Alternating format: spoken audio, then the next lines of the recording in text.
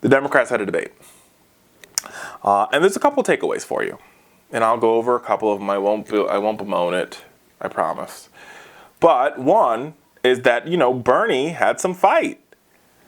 He stuck it to Hillary on a lot of issues. He stuck it to Hillary on the fact that, she's uber connected to Wall Street.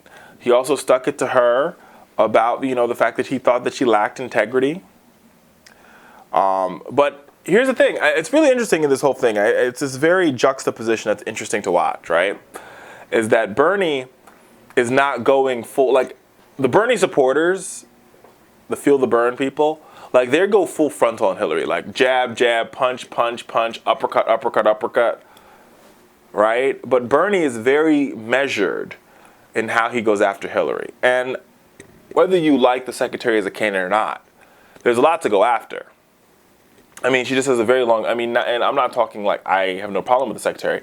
I'm just talking about the fact that she's voted for almost 6 years in the United States Congress, right? She has 8 years as First Lady with tons and tons of public speeches. She has 8 years, almost more than that, I think almost 12 years as Arkansas First Lady, the First Lady of Arkansas. She has 4 years as Secretary of State, which gives you you just have a plethora of things to choose from, to attack. Like, you just have a lot of fronts to attack her on.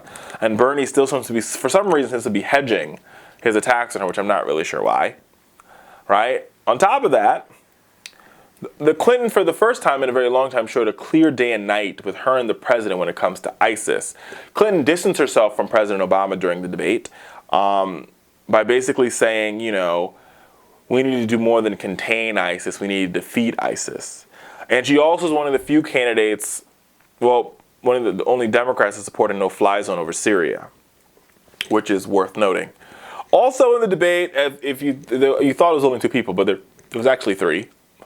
Martin O'Malley, but he really just wasn't there. He had a couple one-liners and he sort of disappeared back into the background. He could have basically blended in behind his, at Martin O'Malley Twitter handle.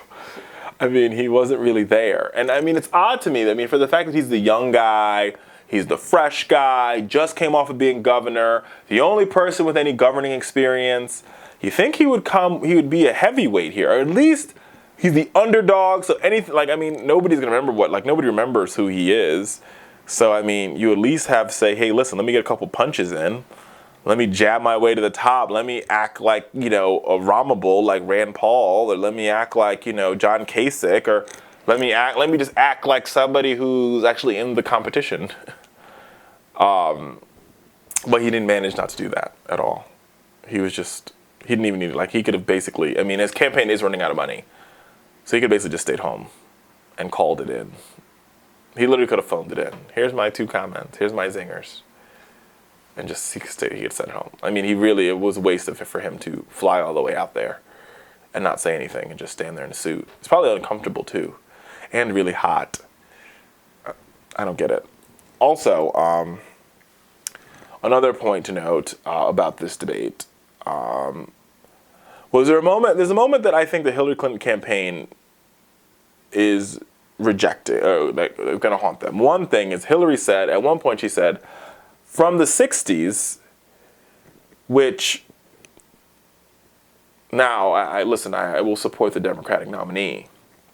But for being the older candidate when there's a possibility that the Republicans could pick somebody like Marco Rubio, saying from the 60s is not a good thing. That would be the campaign ad. I'd run it on loop. Old, old, old, old, old, older, older, older. A lot older.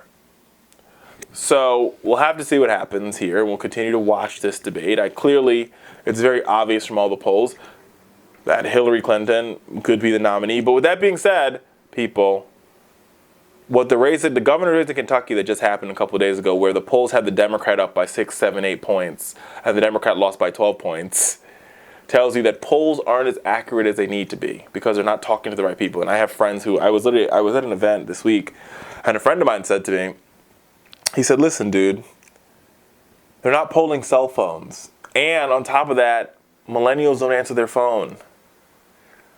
And I thought about that for a second because it's a very, millennials answer their phone.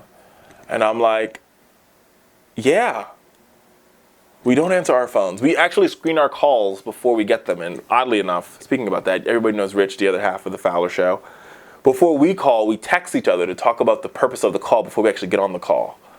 So we actually like screen, like, so we'll call, one will call the other one will respond with like, hey, got your call, what's up? And then we'll proceed to have the call. Because we don't answer the phone the first time. We don't believe in answering the phone.